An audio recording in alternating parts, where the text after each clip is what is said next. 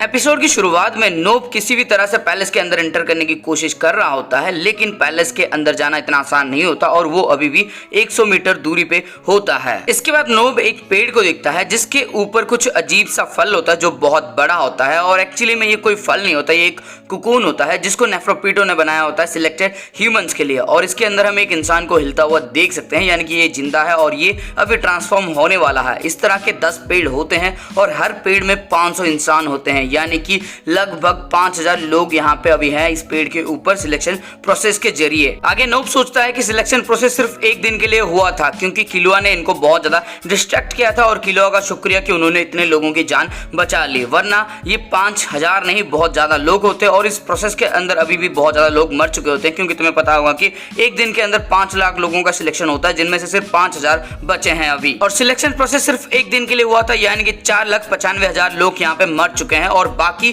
किलुआ ने सब संभाल लिया था। उसके बाद कोई भी सिलेक्शन प्रोसेस नहीं हुआ था। आगे नोब सोचता है कि ये जो कुकून है इसके अंदर से जो क्रिएचर निकलेंगे ये सब के सब नए यूजर्स होंगे और ये किंग की मन मुताबिक काम करेंगे। जरूर नेफ्रोपिटो एक मैनिपुलेटर होगी जो इनको मैनिपुलेट करके इस दुनिया के ऊपर राज करने की कोशिश करेगी, लेकिन मैं ऐसा होने नहीं दे सकता। इतना सोचने के बाद नोब यहाँ पे एक पोर्टल खोल देता है और ये सबसे दूर वाला पोर्टल होता है। इसके बाद नोब आगे बढ़ जाता है ताकि वो मिडिल वाला पोर्टल भी खोल सके जो महल के आसपास होना चाहिए, और वो आगे जाके देखता है कि जो महल का मेन गेट होता है ना, वो वहाँ पे बहुत ज्यादा अंधेरा होता है और वहाँ पे कोई होता भी नहीं है, यानी कि शायद यहाँ पे अभी कोई नहीं है, और इसी चीज का वो फायदा उठाता है और दूसरा वाला पोर्टल उसी के सामने खोल देता है ताकि अगर कोई प्रॉब्लम आए तो यहाँ से भी कोई एग्जिट मार सके। इसके बाद नोब सीधा अंदर की तरफ भाग जाता है और जब ये अंदर जाके देखता है तो वहाँ एकदम खाली होता है, कोई भी सिक्योरिटी गार्ड यहाँ पे नहीं होता और नोब सोचता है कि शायद यहाँ पे बहुत कम सिक्योरिटी गार्ड्स होंगे जो शायद किसी और जगह पे होंगे। फिलहाल के लिए तो यहाँ पे कोई नहीं है, मुझे ये करना ही होगा। मैं इतनी करीब आ चुका हूँ तो फिर मुझे थोड़ा और करीब जाना चाहिए और इनर प्लेस के पास में एक पोर्टल खोल देना चाहिए। किंग तीसरे फ्लोर पे अपने राजगद्दी पे बैठा होगा। तीसरे फ्लोर पे पहुंचने के लिए 3 रास्ते हैं, 2 सीढ़ियां जो सेकंड फ्लोर से शुरू होती हैं और एक बड़ा सीढ़ी जो पहले फ्लोर से 3rd फ्लोर तक जाता है, और वो काफी बड़ा सीढ़ी है और वो एकदम बीच में है पैलेस के। मेरे पास मौका है कि मैं वहां पे जाके एक पोर्टल खोल दूं जहां से मुझे आसानी होगी। आगे वो भागने लगता है ताकि वो सेंट्रल स्टेयरकेस यानी कि जो बीच में सीढ़ी है उसको ढूंढ सके। इसके बाद नोब एकदम चुपचाप यानी कि जैसे चोर करते हैं ना उस तरह से चल के भागते हुए आगे बढ़ने लगता है ताकि वो किसी भी तरह से सेंट्रल स्टेयरकेस के पास पहुंच जाए और वहां पे एक पोर्टल खोल दे। लेकिन अचानक से उसको थोड़ा अजीब लगता है और वो सोचता है कि शायद मुझे एक यहीं पे खोल देना चाहिए, और एक जगह पे रुक के वो एक पोर्टल खोलने वाला होता है लेकिन वो खुलता नहीं है और सोचता है कि अगर मैं यहाँ पे पोर्टल खोलता हूँ तो ये किसी भी काम का नहीं है। बाहर वाला पोर्टल और इस वाले पोर्टल में कोई अंतर होगा नहीं, और ये आगे बढ़ने की सोचता है और सोचता है कि इतना आ चुका हूँ तो फिर मैं सेंट्रल स्टेयर के पास ही खोलूंगा एक और पोर्टल। इसके बाद नोब सोचता है कि फर्स्ट फ्लोर पे सेंट्रल स्टेयर के पास में एक पोर्टल खोलूंगा और उसके बाद मैं सेकंड फ्लोर में जाने की कोशिश करूंगा, अगर हो सके तो वहां पे भी मैं एक और पोर्टल खोल दूंगा। लेकिन तभी अचानक से इसके सामने एक कैमरा एंड आ जाता है जिसको देखने के बाद नोब अपनी एबिलिटी का यूज करता है। नोब अपने दोनों हाथों को जोड़ के एक ट्यूब जैसा कुछ बनाता है। इस टेक्निक का नाम होता है विंडो ओपनर स्क्रीम, और ये जो ट्यूब जैसा होता है वो उस कैमरा एंड के सर के ऊपर दे देता है और उसके बाद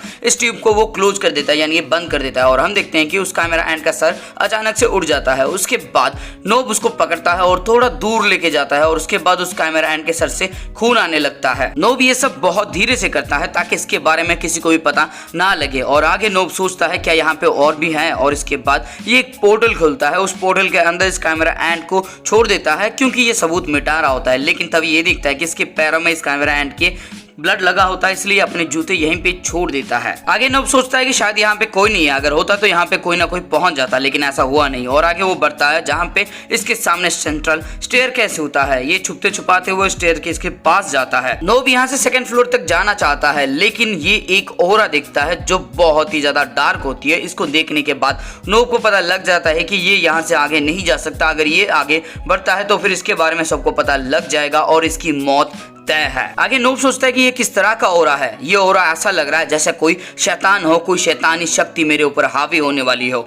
मुझे मरने का डर नहीं है यहाँ पे, लेकिन मुझे मारने से पहले ये सब जो मॉन्स्टर्स मेरे साथ करेंगे वो बहुत ज्यादा दर्दनाक होगा। वो हर इंफॉर्मेशन मुझसे निकाल लेंगे और उसके लिए वो मेरे साथ कुछ भी कर सकते हैं, बहुत ज्यादा टॉर्चर कर सकते हैं और ये बहुत ज्यादा दर्दनाक होगा। अगर मैं एक बार इनके सामने पकड़ा गया तो फिर मैं अपने आप को रोक नहीं पाऊंगा, सारी इंफॉर्मेशन ये मुझसे निकाल लेंगी, शायद मैं इससे आगे नहीं जा पाऊंगा। पाऊंगा, मुझे यहीं पे एक पोर्टल खोलना होगा। और इसके बाद नोब यहाँ पे एक और पोर्टल खोल देता है ताकि इसका मिशन जो है वो कंप्लीट हो सके। इसके बाद हम मोरेल को देखते हैं जो अपना पाइप लेके सड़कों पे घूम रहा होता है, लेकिन अचानक से तभी इसके सामने लियोल आ जाता है और लियोल इसको देख के एक स्माइल करता है। इसके बाद मोरेल बोलता है कि तुम तो वही शेर हो ना जो टीवी के अंदर दिखे थे, और लियोल बोलता है कि मेरा नाम है लियोल, मेरा नाम भूल मत जाना। इसके बाद मोरेल बोलता है कि मुझे लगा था मेरे साथ एक झींगा और एक भेड़िया फाइट करेगा, और लियोल बोलता है कि हाँ वो तुम्हारी कठपुतलियों के साथ खेल रहा है, क्या तुम मेरे साथ 1v1 फाइट करना चाहोगे? और मोरेल बोलता है कि मुझे सुन के अच्छा लगा। इसके बाद मोरेल सोचता है कि ये चीतू जितना ही स्ट्रांग है, नहीं शायद वो चीतू से थोड़ा सा ज्यादा स्ट्रांग है, और तभी लियोल बोलता है कि चलो फाइट शुरू करते हैं। इसके बाद मोरेल फिर से सोचने लगता है कि नोब को पैलेस के अंदर भेजना यही मेरी टॉप प्रायोरिटी है, और उसके लिए मुझे इन दुश्मनों का ध्यान अपनी तरफ आकर्षण करना होगा। और इसके बाद मोरेल भाग जाता है और लियोल बोलता है कि नहीं ये काम नहीं करेगा, और ये अपने सैटेलाइट ड्रैगन फ्लाई से मोरेल को देख रहा होता है। इसके बाद हम 4 ट्रक को देखते हैं जो राजमहल के अंदर आ चुके होते हैं, और ये जो वेयर हाउस होता है ना उसके पास जाके रुकते हैं। यहाँ पे जो ड्राइवर होता है वो उतरता है और वेयर हाउस के पास जाके किसी से कम्युनिकेट करने की कोशिश कर रहा होता है, और तब हम देखते हैं नोब को जो अभी भी यहाँ पे है, शायद ये अभी भी निगरानी कर रहा है। और वो जो बंदा होता है वो बोलता है कि मैं मार्कोस हूँ, और तब बीजे पूछता है क्या तुमने अपना काम किया, क्या तुम खाना लेके आए हो? और ये बोलता है कि हाँ तुमने जितना कहा था मैंने उतना खाना लेके आया हूँ। इसके बाद नोब सोचता है कि जरूर ये सारे ट्रक वेयर हाउस के अंदर जाएंगे और इन ट्रक के अंदर जरूर खाना होगा। अगर मार्को की इन्फॉर्मेशन एकदम सही है तो फिर जरूर इन ट्रक के अंदर लड़कियां भी होंगी। ये लड़कियां किंग के लिए नहीं होगी, ये लड़कियां होंगी कमीने ठरकी सिक्योरिटी बीजेफ के लिए। अगर सब कुछ प्लान के मुताबिक चलता है तो फिर पाम भी जरूर ट्रक के अंदर होगी, यानी कि नोब को पाम के प्लान के बारे में सब कुछ पता है। इसके बाद हम देखते हैं ट्रक से छोटे छोटे कंटेनर निकाल के स्टोर हाउस में रख दिया जाता है। बीजेफ इन सबको निगरानी कर रहा होता है, और बीजेफ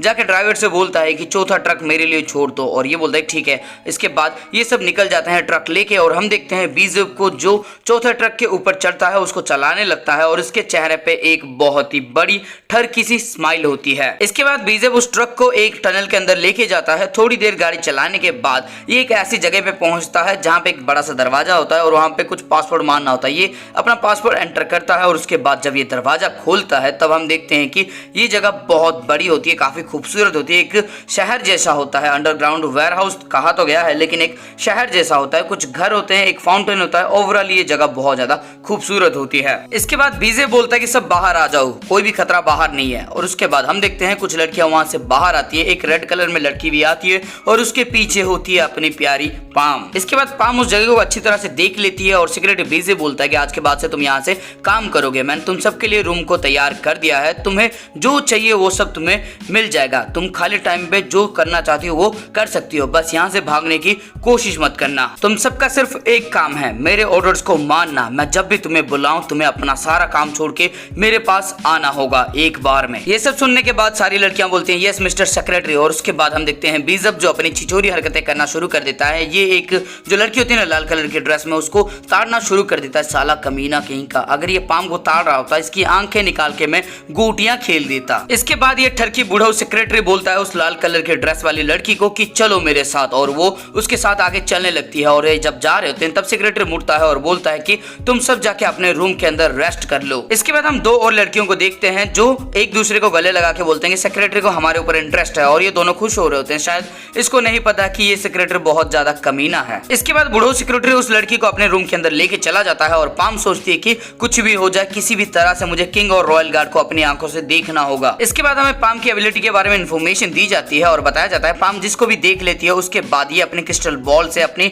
खून की मदद से उसको ऑब्जर्व कर सकती है, जिसको हमने पहले भी देख रखा है इस एबिलिटी को जब उसने गॉनर किलियो को ट्रैक किया था। और यहाँ पे पाम का मिशन होता है रॉयल गार्ड और किंग को अपनी आंखों से देखना, ताकि ये अपनी क्रिस्टल बॉल की मदद से उन सबको ऑब्जर्व कर सके, और जो हंटर है उनको जो भी इंफॉर्मेशन की जरूरत होगी वो इंफॉर्मेशन ये दे सके। इसके बाद पाम सोचती है कि यहाँ से निकलने का सिर्फ एक तरीका है, मुझे बीजेफ को मैनिपुलेट करना होगा। मेरा मिशन बहुत ज्यादा इंपॉर्टेंट है अगर हमें किंग को हराना है। लेकिन यहाँ पे सबसे इंपॉर्टेंट चीज ये नहीं है कि मुझे किसी भी तरह से इस मिशन को पास करना होगा। सबसे इंपॉर्टेंट ये है कि अगर मैं पकड़ी जाती हूँ तो फिर मुझे अपने आप को खत्म करना होगा। इसके बाद हम नोब को देखते हैं जो नंगे पैर चल रहा होता है। वो अभी बहुत दूर होता है महल से, और एक जगह पे आके थोड़ा सा आराम मारने के लिए बैठ जाता है। इसके बाद नोब सोचता है कि मैं यहाँ पे सेफ रहूंगा, और उसके बाद हम देखते हैं कि यहाँ पे नोब का मेंटल ब्रेकडाउन हो जाता है। इसके हाथ पैर कपकपाने लगते हैं, ये बहुत ज्यादा डरा हुआ होता है, और ये सोचता है कि पाम कोई भी गलती मत करना, कोई बेवकूफ़ी मत करना। मैंने पोर्टल्स वहाँ पे खोल दिए हैं ताकि अगर हम हार भी जाएं,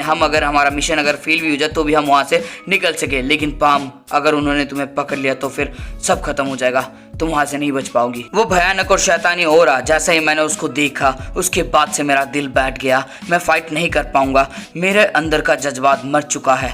कौन किलुआ, ये तुमने कैसे किया? तुम उस औरा को पहले ही जानते हो, तुम उस औरा के और भी पास थे, लेकिन उसके बाद भी तुम उनके साथ फाइट करने के लिए कैसे राजी हो गए? क्या ये तुम अपने दोस्तों के लिए कर रहे हो? क्या ये तुम इंसानियत के लिए कर रहे हो? इतना सोचने के बाद नोब फूट फूट के रोने लगता है और फिर से बोलता है कि पाम, कोई भी गलती मत करना, प्लीज कोई भी बेवकूफी मत करना। अगर तुम पकड़ी गई तो सब कुछ खत्म हो जाएगा। इसके बाद नोब पाम का नाम पुकारते हुए आगे बढ़ जाता है और ये काफी ज्यादा दुखी होता है और इसको देख के मुझे भी बहुत ज्यादा दुख लगा यार। इसके बाद हम टर्की बीजेब को देखते हैं जिसके सामने पाम होती है और पाम बोलती है कि मैं आपके लिए पीने के लिए कुछ ठंडा लेके आई हूँ और थोड़ा सा शर्मा के इसको इशारा करती है और टर्की बीजेब समझ जाता है और यहाँ पे पाम इसको मैनिपुलेट करने की कोशिश कर रही होती है और बीजेब उस लाल वाली लड़की से बोलता है कि तुम अपने रूम में जाके इंतजार करो मेरा, और वो लाल वाली लड़की राजी हो जाती है और इसके बाद बीजेब अंदर की तरफ चला जाता है। उसके पीछे पाम होती है, यानी कि पाम का मिशन यहाँ पे शुरू हो चुका है। इसके बाद मोरेल और लियोल एक चर्च के अंदर होते हैं जहां पे लियोल बोलता है कि तुम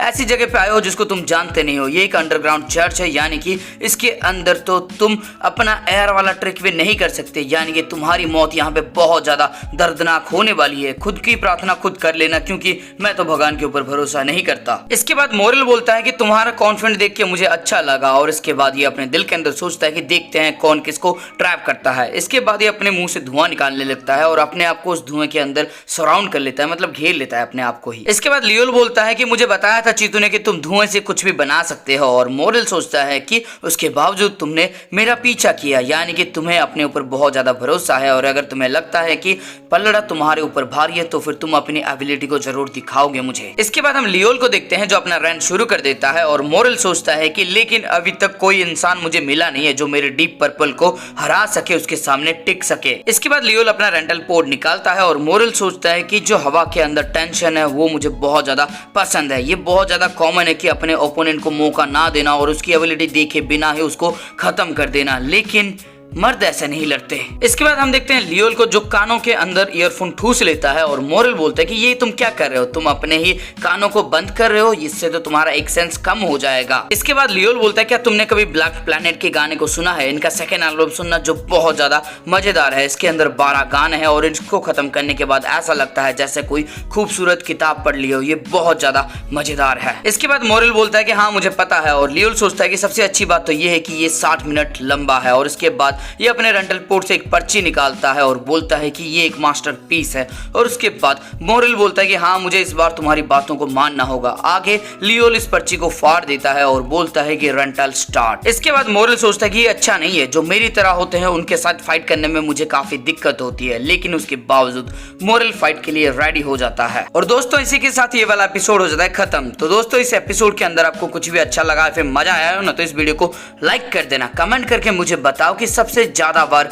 हंटर एग्जाम किस कैंडिडेट ने दिया है, उसका नाम क्या है। और दोस्तों अगर आपको भी मेरी तरह लगता है कि कमीने बीजेब की काफी अच्छी खासी कुटाई होनी चाहिए तो फिर इस वीडियो को अपने दोस्तों के साथ या फिर किसी एनिमे लवर के साथ शेयर कर देना। और साथ में अगर इस चैनल पे नए हो तो फिर चैनल को सब्सक्राइब कर देना और उसके बाद जो बेल का आइकन आएगा उसको ऑल पे सेट कर देना, क्योंकि सबकी घंटी बज रही है, अपनी भी बज जानी चाहिए। तो घंटी को एकदम जोरों से दबा दो, एकदम टन करके आवाज आ जानी चाहिए।